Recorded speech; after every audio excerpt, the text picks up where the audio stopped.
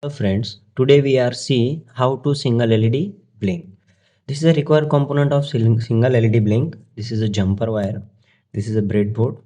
This is a LED. This is a resistor. This is a battery cap and this one is a battery.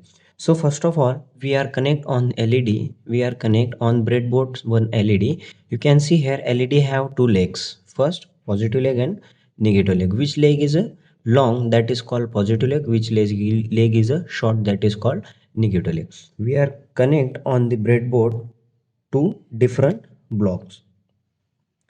After that we are connect one resistor, one positive terminal of LED and another block. Okay, you can see here this is a jumper wire which is used for the resistor terminal and connect on the positive side of breadboard.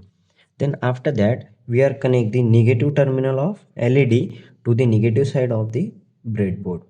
So now you can see here this is a battery and this is a battery cap, connect on the battery cap and battery.